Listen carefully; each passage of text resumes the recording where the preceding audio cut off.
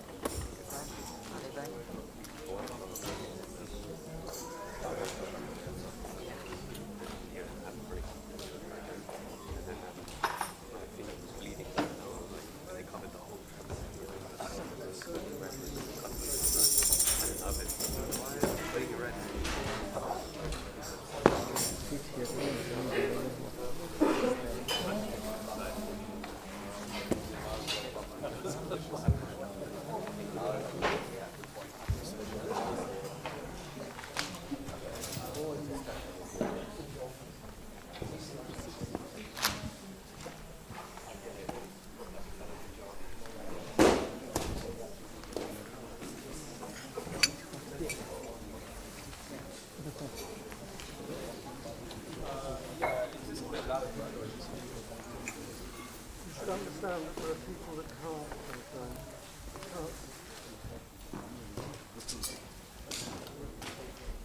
Yeah. Disabled that. Because you see, people may not join in for other reasons, but they all get not. You see, I've had so many different experiences. Thanks for understanding.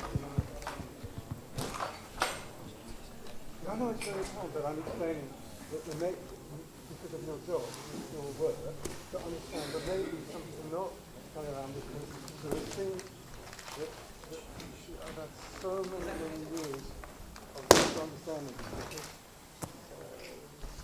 Okay.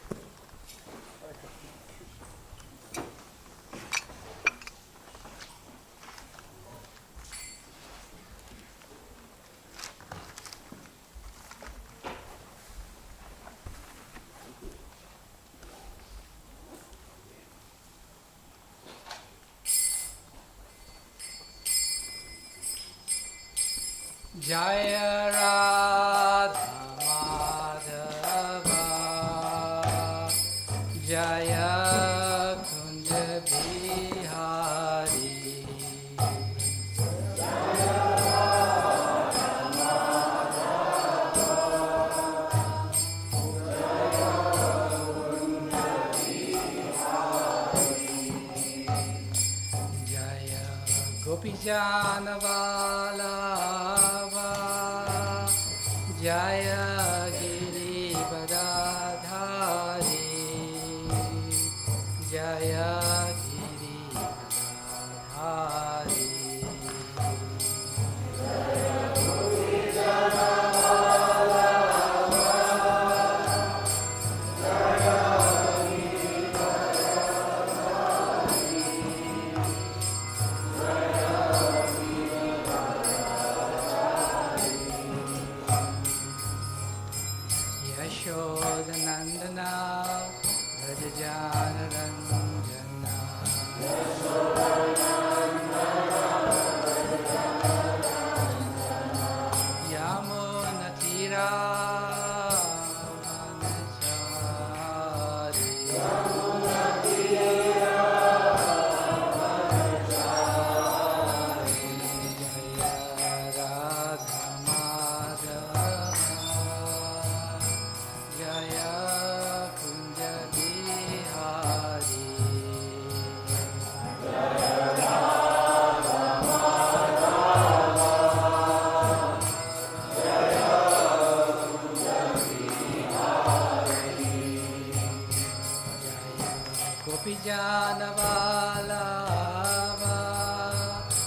Jaya Giri Gadadhari Jaya Giri Gadadhari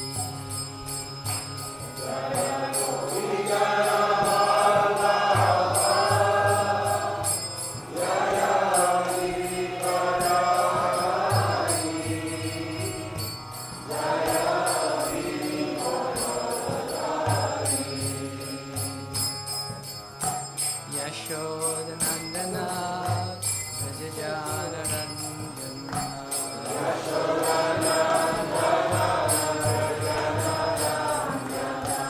Yamunatira Vanachari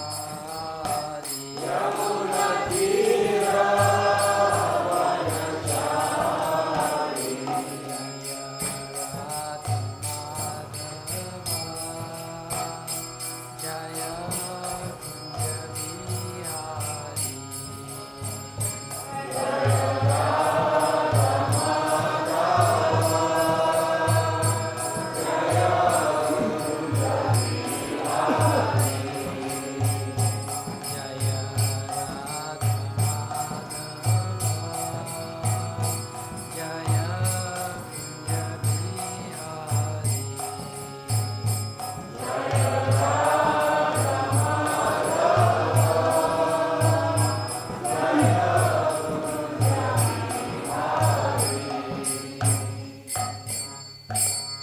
Jayam Vishnupad Paramahamsa Parivrajikacharya Ashtatara Sata His Divine Grace La Abhay Charanarabinda Bhaktivedanta Swami Maharaj Prabhupada Ki Jai Jayam Vishnupad Paramahamsa Parivrajikacharya Ashtatara Sata His Divine Grace La Bhaktivedanta Goswami Maharaj Prabhupada Ki Jai Ananta Kori Vaishnava Vrinda Ki Jai Namacharya Shila Haridas Thakur Ki Jai Prem se kaho Shri Krishna Chaitanya Prabhu Nityananda Shri Advaita Gadadhara Shiva Shari Gaura Bhaktivinoda Ki Jai Shri Radha Krishna Gopi Gopinath Shama Kunrada Kungiri Govardhana Ki Jai Shri Vrindavan Dham Ki Jai Shri Mayapur Dham Ki Jai Shri Nilachal Jagannath Puri Dham Ki Jai Ganga Maya Ki Jai Jamuna Maya Ki Jai Bhakti Devi Ki Jai Tulsi Maharani Ki Jai Samaveta Bhaktivinoda Ki Jai Shri Hari Nam Sankirtan Ki Jai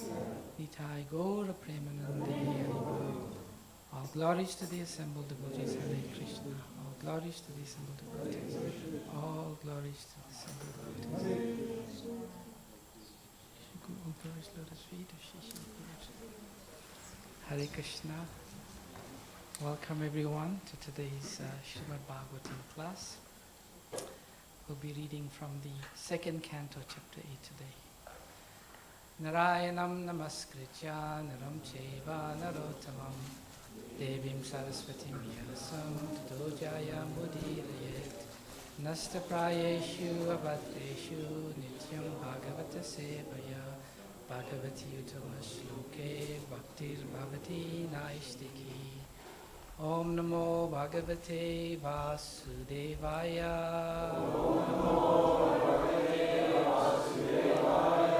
Om Namo Bhagavate Vasudevaya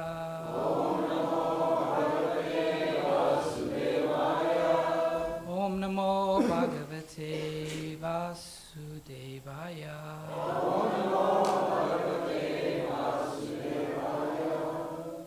So reading from Srimad Bhagavatam, Canto 2, Chapter number 8, chapter entitled Questions by King Parikshit. And today we are reading text number 9.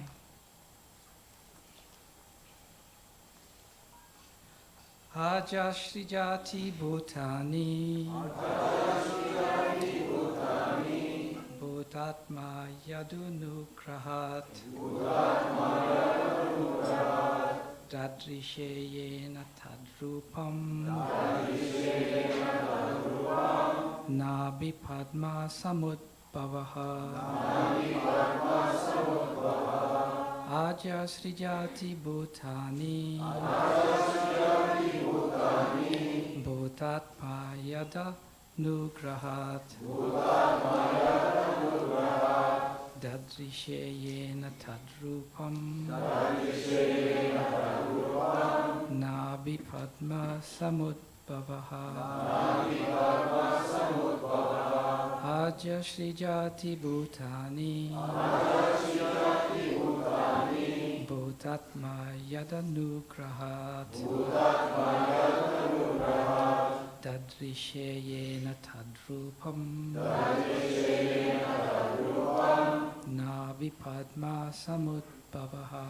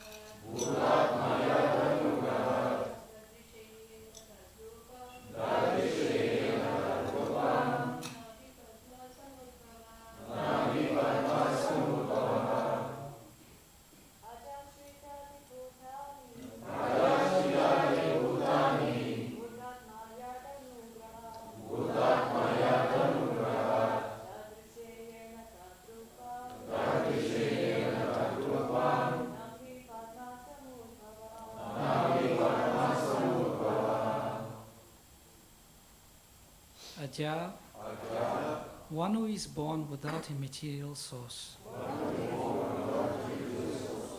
Srijati, creates.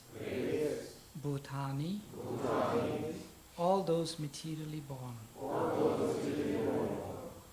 Bhut Atma, having a body of matter. Yet, whose? Anugrahat, by the mercy of. Dadrishe, could see. Yena, by whom. Tadrupam, is form of body. Nabhi, navel. Padma, lotus flower. Samudbhavaha, being born of. Translation and purport by Srila Prabhupada. Srila Prabhupada ki jai. Brahma, who was born of a material source, but of the lotus flower coming out of the navel abdomen of the Lord, is the creator of all those who are materially born. Of course, by the grace of the Lord, Brahma was able to see the form of the Lord. Please repeat after me. Brahma, who was not born of a material source, but of the lotus flower coming out of the navel abdomen of the Lord, is the creator of all those who are materially born.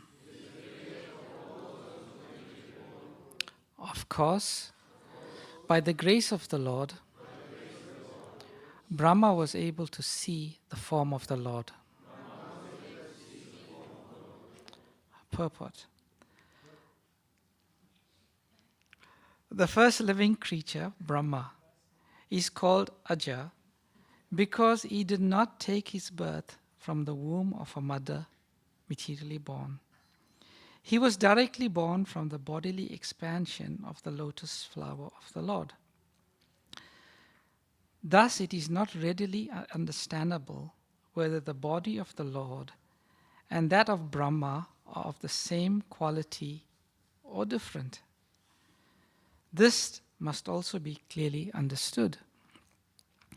One thing is, however, certain. Brahma was completely dependent on the mercy of the Lord, because after his birth he could create living beings by the Lord's grace only, and he could see the form of the Lord. Whether the form seen by Brahma is of the same quality as that of Brahma is a bewildering question, and Maharaj Parikshit wanted to get clear answers from Srila Shukadev Goswami. Om Jnana Timirandasya Gyananjana Shalakaya Chakshurunmalitam Yena Tasmai Shri Gurave Namaha Sri Chaitanya Manobhistam Stapitam Yena Bhutale Swayam Rupa Kadamayam Dadati Swapadantikam Vandeham Sri Guru Shri Yata Padakamalam Shri Gurun Vaishnavam Sya Shri Rupam Sagrajatam Sahagana Raghunatam Vitam Tam Sajivam Sadvaitam Savadutam Parijana Sahitam Krishna Chaitanya Devam Shri Radha Krishna Padan Sahagana Lalita Shri Vishakam Vitamscha He Krishna Karuna Sindhu Dinabandhu Jagatpate Gopesha Gopika Kanta Radha Kanta Namastate Tapta Kanchana Gaurange Radhe Vrindavaneshwari Rishabhanu Sutadevi Pranamami Hari Priye Vanchakalpa Tarubhyascha Kripa Sindhu Bevacha Patitanam Pavanebhyo Vaishnavebhyo Namo Namaha Jai Shri Krishna Chaitanya Prabhu Nityananda Shri Advaita Gadadhara Shri Vashadi Gaura Bhakta Vrinda Hare Krishna Krishna Krishna Hare Hare Hare Rama Rama Rama Hare Hare Namo Vishnupadaya Krishna Prashtaya Bhutale Shri Mate Bhaktivedanta Swami Niti Namine Namaste Saraswati Deve Gauravani Pracharine Nirvishesha Shunyavadi Paschachadeshatarine Srila Prabhupada Ki Jai. The verse again. Brahma was not born of a material source, but of the lotus flower coming out of the navel abdomen of the Lord, is the creator of all those who are materially born. Of course, by the grace of the Lord, Brahma was able to see the form of the Lord. So, this chapter is entitled Questions by Parikshit Maharaj. Parikshit Maharaj was the perfect listener. And this is one aspect that makes Srimad Bhagavatam such a great literature. He was in fact the perfect listener. And one of the symptoms of one who is very tuned in to listening attentively is that they will have very relevant, pertinent, and excellent questions. And Parikshit Maharaj, he was completely tuned in, completely focused on every word that Shukadeva Goswami was speaking. And it is said, there are different types of listeners. One type of listener is the sound goes in here, it comes out the other side. The other type of listener, it goes in here, it touches but nothing really much happens. And the third type of listener, it goes in here, it touches the heart, it stirs the heart, and all types of emotions and questions arise. That's the type of listener we'd like to be. And Parikshit Maharaj was that listener. So in this chapter, the majority of this chapter is about Parikshit's questions. All the way from verses 7 to 23 in this chapter are various questions raised by Parikshit Maharaj. And it's a range of questions, but essentially the first few questions from questions number 7 to 11, he's asking questions about the Lord and the Jiva. When we ask questions about the Lord and the Jiva, it means relationship. And we know that relationship is sambandha. Lord Sri Chaitanya Mahaprabhu explained 3 aspects of philosophy: sambandha, abhideya, and prayojan. Sambandha means relationship. Abhideya means goal. The process. Abhideya means process, and prayojan means the goal. So this is the starting aspect of any spiritual understanding, to understand the relationship. And then in the second half of the questions, from 11 to 23, he's asking various questions about kala, karma, so many questions he's asking. But what we notice is some devotee scholars who have studied these questions from 7 to 11, they have analyzed that from this canto all the way till the end of canto number 7, Shukadeva Goswami is explaining. So you'll see a lot of these questions are explained. So this is forming the basis for quite a significant part of the Srimad Bhagavatam. Sometimes when we read these questions, we want to just skim over them. Okay, he's asking. But actually, it all starts with the question. When we really understand and we're able to assimilate the question, then when the answers come, there is a connection we feel. And that's how we try to read and study Srimad Bhagavatam. So, and Parikshit Maharaj's questions were so wonderful that it was praised by Sri Shukadeva Goswami. In the very first statement that Srila Shukadeva Goswami makes when he starts to speak, he says, Varayan Esha tu prashnan krita lokam itanirpa atmavit samata pumsha shrota vyadyusyu yat paraha. He said, my dear king, your questions are glorious because it is beneficial for all kinds of people. The answer to this question is the prime subject of hearing. So such excellent questions by Parikshit Maharaj. Now Srila Prabhupada's purport here is very, very interesting. Normally when we see and we hear Srila Prabhupada's purports and statements, they're very emphatic, unequivocal. This is how it is. It's an absolute truth. And this is what he's explaining. But here Srila Prabhupada explains or says that thus it is not readily understandable whether the body of the Lord and that of Brahma are of the same quality or different. And then he goes on to say, whether the form seen by Brahma is of the same quality as that of Brahma is a bewildering question. Now, ordinarily, we wouldn't consider that to be a bewildering question. We'd say, oh, Lord is the Lord, He has a spiritual form.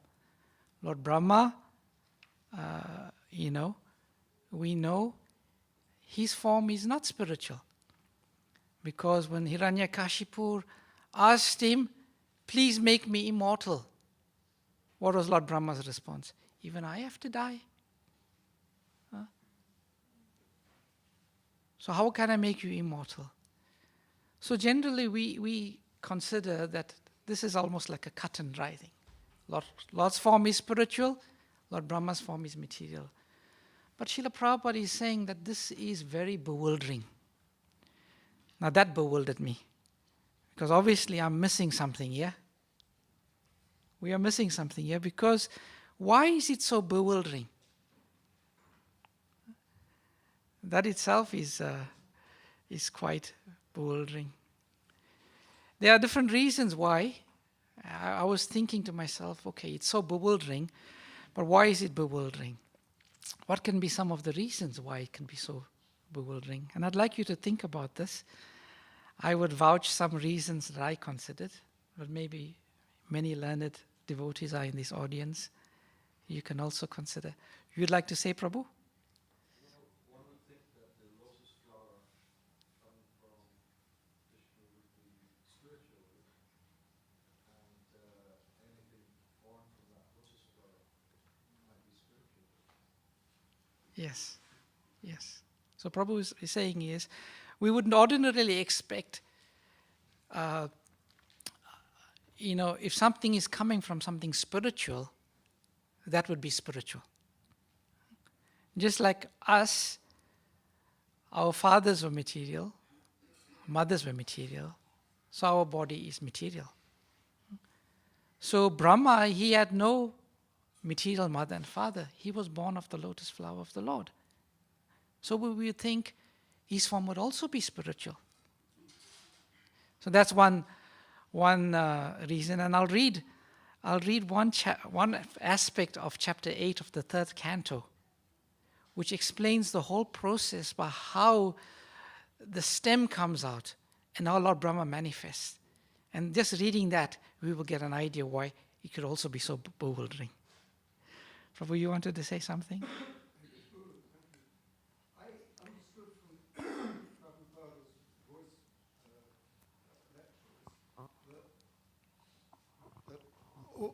lectures that maybe it's like this, from the spiritual comes all the DNA for Brahma comes, like from us only half, but all of his physical DNA was given both sides from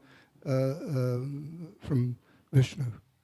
Is there anything in that we only have half and half, but all of his DNA, which is material but superhuman, was so both all the 46, all the chromosomes was given directly from Vishnu.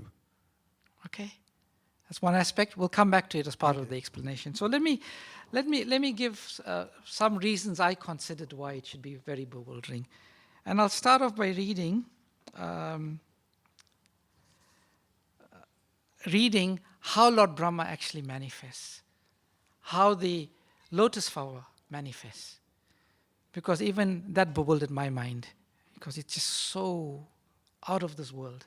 So this is from the 3rd canto, the 8th chapter entitled The Manifestation of Brahma from Vishnu. Now, if any of you can clearly understand how this is manifesting, please share with us. So this is from text number 12. I'll just read the English. The Lord lay down for 4,000 yuga cycles in his internal potency and by his external energy he appeared to be sleeping within the water. When the living entities were coming out for further development of their fruitive activities, actuated by the energy called Kala Shakti, he saw his transcendental body as bluish. The subtle subject matter of creation, of which the Lord's attention was fixed, was agitated by the material mode of passion, and thus the subtle form of creation pierced through his abdomen. So there's certain things happening here. There is a desire or time, and the living entities are needing to manifest, because the living entities go into a sleeping state for a certain period of time, and then they are manifest again.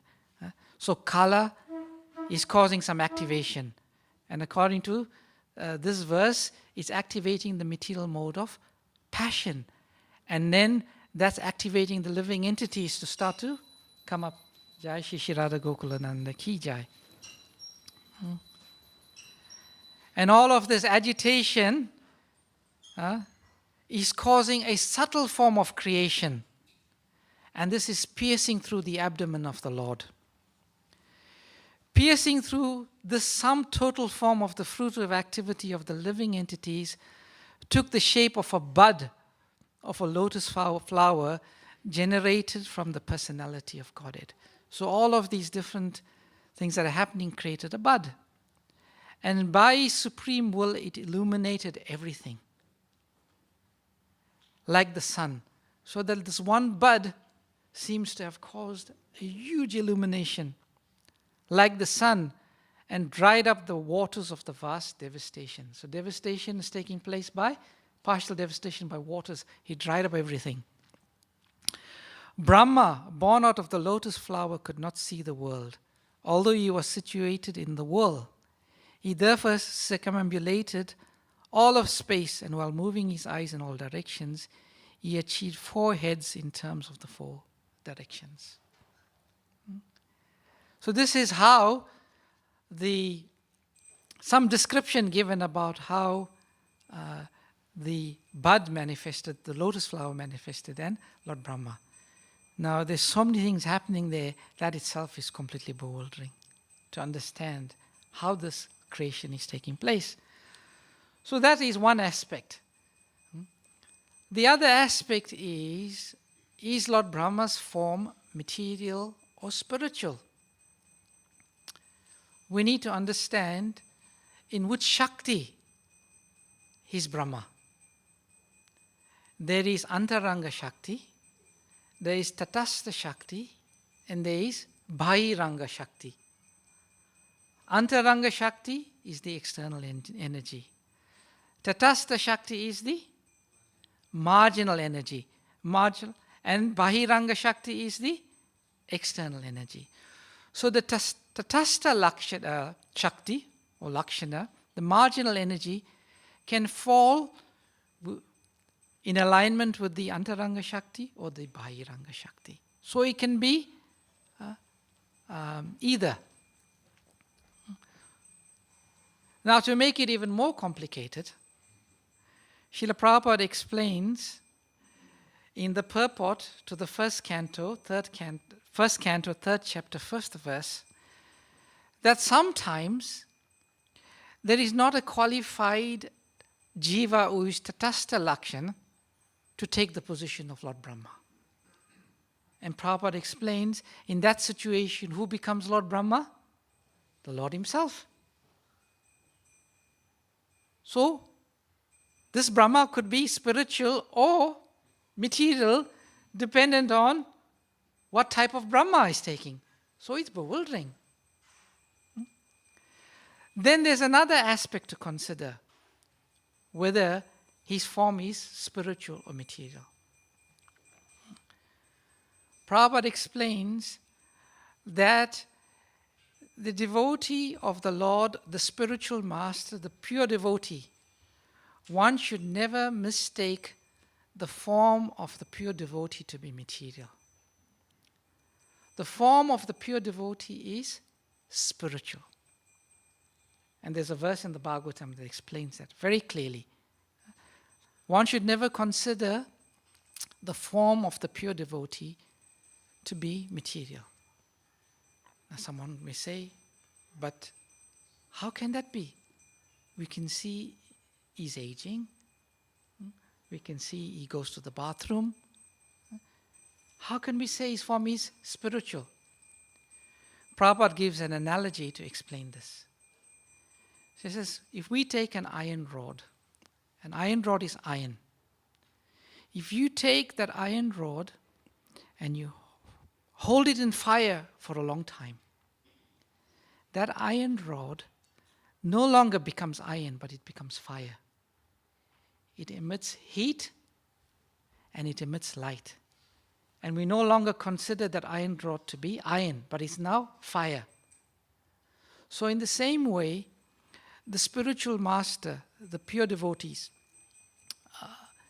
they are under the Shuddha Sattva. Shuddha Sattva, the modes of pure goodness. And by dint of their execution of pure devotional service, their bodies are considered to be spiritual. Now we know, we can never readily say how advanced a particular devotee is. Because bhakti is a very internal process, isn't it?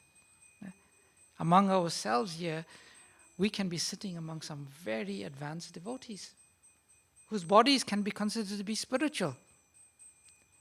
So in the same way, Lord Brahma, can we know his consciousness? Can we know his consciousness? It is explained that Lord Brahma meditated for 100 years. And Prabhupada says after that meditation, immediately he wrote this Brahma Samhita. And we know that this Brahma Samhita is a very, very transcendental book. So this Lord Brahma, how do we know whether his form is material or spiritual?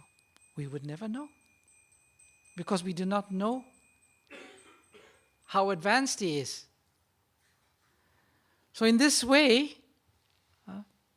we can understand or get some inclination about why Srila Prabhupada says this is a very bewildering question. Is Lord Brahma's form the same as the Lord, or is it different? So I considered these few points and I thought maybe that's why Srila Prabhupada is saying this is a very bewildering question. Whether the Lord's Brahma's form is the same as the Lord or not. But dear devotees, you can also share at the end some realizations you may have about this particular statement, about why it's so bewildering. Now the second part of the purport which I'd like to comment on, which is very insightful, relevant for us, is Prabhupada says that Brahma, one thing is however certain, that Brahma was completely dependent on the mercy of the Lord. For two reasons he was completely dependent on the mercy of the Lord. And that is for the purposes of creation and for the purposes of seeing the Lord. Now this aspect of being completely dependent on the Lord, this consciousness is very, very important. Very, very important for us. In any endeavor we make on this path of bhakti, whether it is in executing an instruction we receive, in carrying out a service that we are given, in fulfilling a desire we may have on the path of bhakti, we should always feel completely dependent on Krishna. We need to feel completely dependent on Krishna. Now, it happens to many of us on this path. We often forget how dependent we are on Krishna. But we can see from the lives of the great devotees of the Lord that they are never in a situation where they do not consider themselves dependent. The perfect example is Parikshit Maharaj himself. He received the curse that he was going to die in 7 days. And how did he respond or react to this curse? He just gave up all of his royal regalia to his son. He put on a kopin and he walked to the bank of the river Ganges and he sat down. And at that point, he depended on Krishna. He didn't go thinking, okay, who am I going to find? Who's going to instruct me? Let me take some advice who I'm going to find. Let me now go find that person. Let me go and ask. He simply sat down and he depended on Krishna to send him that personality who would instruct him on the path. And we can see that dependence on Lord Krishna resulted in Shukadev Goswami. And throughout the Bhagavatam, we see this very clear consciousness of the pure and advanced devotees. In every step of their life, they are dependent on Krishna. Recently in our Bhagavatam classes, our daily Bhagavatam classes, we were reading about Uttara. How Uttara was once in a situation, difficult situation, where the Brahmastra weapon was coming towards her to kill the unborn child within the womb, Parikshit. And at that point, she ran towards Krishna. And she ran towards Krishna and she said, Krishna, please protect this unborn child within my womb. And then she added, if you so desire. If you so desire. Meaning that Krishna, I am completely dependent on you. I am completely dependent on you. If you so desire, you can choose to protect me or kill me and the baby within my womb. And we see this consciousness very, very clear in the life of Srila Prabhupada also. In the Lilamrita, we read about Srila Prabhupada's life. And we read one part of his life when he was a child. And he and his sister, Bhavatarini, were flying a kite. And Prabhupada says how they were praying to Krishna to allow this kite to fly nicely. And even when Srila Prabhupada went throughout his life, he was always depending on Krishna to direct him. And he says how originally he was writing Back to Godhead magazine. He was not thinking that he's going to translate the Srimad Bhagavatam. But one day someone came to him and said, Swamiji, you are writing these magazines, they won't have much impact. If you want to have real impact, you should write big books. Why don't you translate the Srimad Bhagavatam? And Prabhupada said, yes, Krishna is directing me, and I'll depend on Krishna to facilitate me. When Srila Prabhupada wanted to start deity worship, Prabhupada never taught, so now I'm going to implement deity worship within ISKCON. One day, Malati and another disciple came with these little Jagannath dolls. And they showed Srila Prabhupada, these are the dolls, are they of any significance? And Srila Prabhupada, yes, they are Jagannath Swami. From today, we shall worship. And he had Jagannath, Lord Jagannath carved. And you see, throughout Srila Prabhupada's life, there is this trend, this consciousness of complete dependence on Krishna. Even when he wrote his poem in the Jaludutta, he says, to Krishna he prays, he says, I'm like a puppet in your hands. They have designated me as Bhaktivedanta, but I have no qualifications. How they are steeped in the modes of passion and ignorance. How will they be changed? If you so desire, you can change them. So this mood of complete dependence is very important aspect of our consciousness. We can speak a lot about that, but I just want to touch on one other aspect, and that is the ability to see Krishna. It is said Lord Brahma, he had the opportunity to see Krishna. And in the Bhagavatam chapter 8, it explains how that first seeing of the Lord manifested. Do any of you all know how Brahma first saw the Lord? We know that he was on the lotus flower, and then he heard tapa, tapa, and he couldn't understand where this was coming from, who it was coming from. He climbed all the way down from the stem.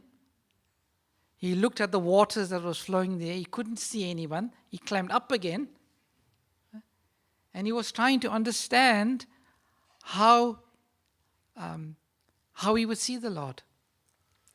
So how he first saw the Lord is described in the Bhagavatam, in the 8th chapter of the 3rd canto. And it is said that Lord Brahma, he meditated for 100 Brahma years. That's 4,300,000 times 1,000.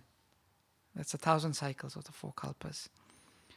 So at the end of Brahma's 100 years, when his meditation was complete, he developed the required knowledge.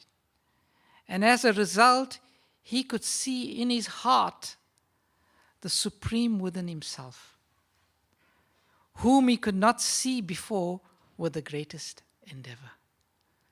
So the first opportunity of darshan he had was called antar darshan, the darshan within the heart. And then after that, he saw the Lord lying, and is described how. And actually, that is displayed by me. He says this in his Brahma Samhita.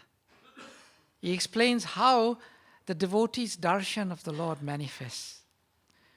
And that's the famous verse, Premanjana Churita Bhakti Vilochanena Santa Sadeva Hridayeshu Vilokayanti Yam Shama Sundaram Achintya Gunaswarupam Govindamadi Purusham Tamaham Bhajami. I worship Govinda, the primeval Lord. Uy Shama Sundar, Krishna himself with inconceivable, innumerable attributes, whom the pure devotees see in their heart of hearts with the eye of devotion tinged with the salve of love. Now this is relevant because sometimes we wonder, when will I have the first darshan of Krishna? And how will I have the first darshan of Krishna? So Srila Bhaktisiddhanta Saraswati Thakur, I'll quickly read the purport and I'll stop. The Shama Sundar form of Krishna is his inconceivable, simultaneous, personal and impersonal, self-contradictory form. True devotees, I'll read it again. True devotees see that form in their purified hearts under the influence of devotional trance. The form of Shama is not the blue color visible in the mundane world, but it is the transcendental variegated color affording eternal bliss and is not visible to the mortal eye. On a consideration of the trance of Vyasadeva, as in the shloka Bhakti Yoga na Manasi, it will be clear that the form of Sri Krishna is the full personality of Godhead and can only be visible in the heart of a true devotee.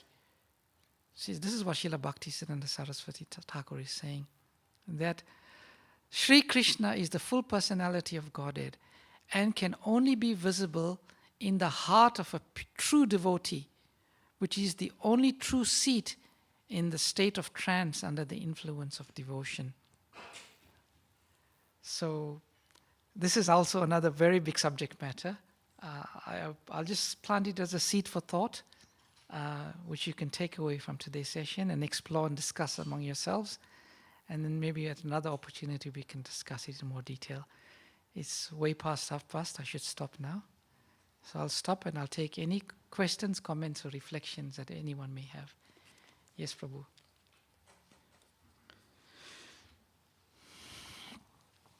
Haripo Prabhu. I was just thinking about whether Lord Brahma's body is spiritual or... So I was thinking about how everything is ultimately one energy, is Krishna. He's everything, he's all spiritual. Yes. And then from Lord Shiva, Lord Brahma, down and down and down, everyone gets more and more covered or more forgetful of Krishna, and their materialism increases as you come down. But it's all ultimately spiritual energy. Very good point. Actually, ultimately, everything we can say is spiritual. Something can only be considered material based on our consciousness. Based on our consciousness. So that's a very good point. Thank you, Prabhu, for that. Any other comments, questions, or reflections? No? Yes, Prabhu.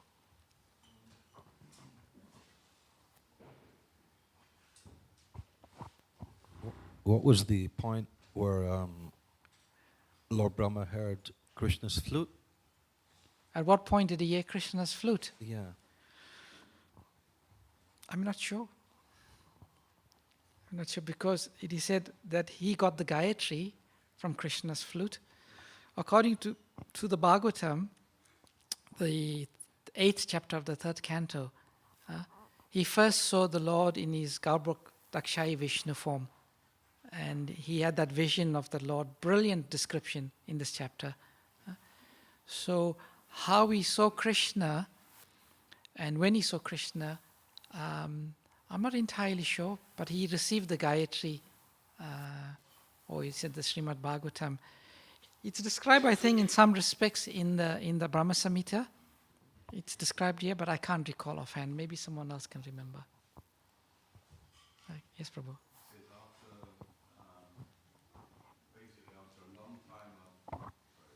After a long time of recollection, Bhaktisiddhanta uses this word, recollection. He realized that he was a maidservant of Krishna. Okay. And at that time, all the truths of the Vedas were given to him, realized by him. So it seems it took him a while. Yes. Maybe it happened later. Okay. I'm just looking at the Brahma Samhita. It says here, on coming out of the lotus, Brahma, being guided by the divine potency, turned his mind to the act of creation under the impulse of previous impressions. But he could see nothing but darkness in every direction. Then the goddess of learning, Sarasvati, the divine consort of the Supreme Lord, said to Brahma, who saw nothing but gloom in all directions, O Brahma, this mantra, namely Klim Krishnaya Govindaya Gopijana Vallabhaya Swaha, will assuredly fulfill your heart's desire. So according to Brahma Samhita, it seems that he got the Gayatri. He heard that around that point of time. It probably is there in the Brahma Samhita anyway. Hare Krishna. Any other questions or comments? Yeah, Hare Krishna. Your mic for...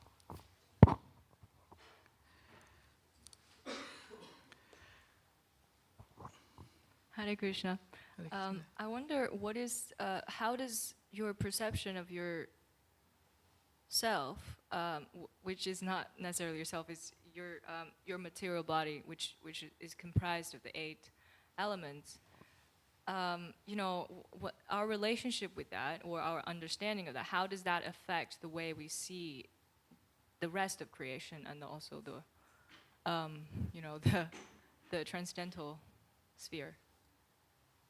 I mean, the more we are associated ourselves with the body, the different elements of the body, the more our vision will be materially tainted. We see it from a certain angle, okay? And the more Krishna conscious we are, the more we are on the platform of Shuddha Sattva, then we see everything as spiritual. Like the pure devotees, they see everything spiritual because they see everything as being connected with Krishna. Whereas one who is got material vision, meaning contaminated by the three modes of material nature, then our vision of the world or everything we see and experience is different. So it depends on, our vision is dependent on our consciousness. Yeah. I don't know if that answered your question. It does, yes. Thank you. Sorry, Prabhu? Would you like to explain, Prabhu? Yeah, Atmavan. Maybe Adiguru can explain. Atmavan manyate jagat.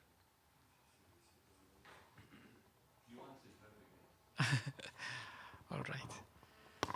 You see the world the way you are. Yeah. The way You see others as you are. That's what Vishwambar Prabhu is saying. You see others as you are. So if you are in material consciousness, you'll see everything in material consciousness. If you're in spiritual consciousness, everything is spiritual. Yes.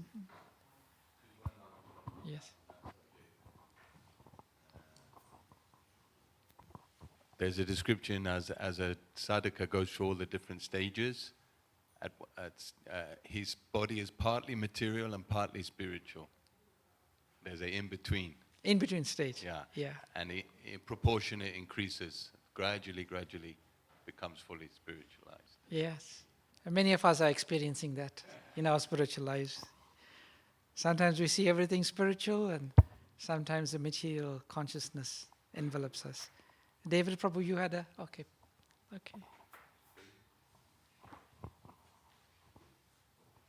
Thank you, Prabhu. Hare Krishna. My question is in terms of, you mentioned about a pure devotee, and I think in terms of Lord Brahma, that he's the head of the Sampradaya, so he's considered our spiritual master. Yes. So would it even be offensive for us to think of him as material? Would be offensive of us to think of him as material. In the same way, it's offensive of us to think of our spiritual master. Yes, we shouldn't like... There is one Sampradaya, they do not even want to consider the discussions of the Brahma Vimohana Lila because they feel that's offensive. They completely pass that Lila. But where we see it is we never think of Lord Brahma. He's the head of our Sampradaya. We never think of him in a lesser way because if there is any instance in the life of Lord Brahma where there are some apparent flaws, we can see it as some part of a Leela, some part of the Leela. So yes, we should never look down whenever we read any aspects of Lord Brahma's life, look down upon Lord Brahma because he is the head of our Sampradaya. And we should always consider Lord Brahma in the topmost way. In the topmost way. Yes, Prabhuji. Can I explain to being states away in trying Krishna consciousness to this level I'm at, which was one, what you mentioned, is that everything is spiritual. And Prabhupada says that the top devotees can associate with demons or with devotees. But not the middle ones. And like Jesus could associate with demons and devotees. And people like me thought, well, does that mean I can as well? And I soon found out I couldn't. We all find out like that. And the second point is, in reading Prabhupada's wonderful Vyasadeva-like purports, I didn't understand until a certain point that he was seeing things from a different angle of vision. From Goloka, or from the spiritual sky, he was looking down on this universe. And that we're brought up as like the frog in the well, just to see the well, but not the whole ocean. So I wasn't fully understanding what he was saying, because he was seeing it from a different point of view, where he came from. Yes. Thank you. That's just my experiences. Thank you for sharing that. Prabhu, you had a question or comment? Hare Krishna, Prabhu. Thanks Hare so much for Krishna. the nice class. I just had a small question based on a point you mentioned. You're mentioning in your class that Parikshit Maharaj, when after being cursed, he was sitting down on the banks of Yamuna and just completely depending on the Lord to send someone, or someone got sent. So I was just wondering, like, what's the balance for ourselves, like when we're in distress or something like that? We're on either depending on the Lord to send someone, or by our own endeavors go and seek for help and ask for that. Kind of, what's the healthy balance between that? That's a very good question. And correct me if I'm wrong in your question. Prabhu is saying that sometimes we find ourselves in difficult situations. Should we in that situation just completely dependent on Krishna, or should we also make some endeavor? And I think whether in making some endeavor it indicates any lack of dependence on Krishna. No.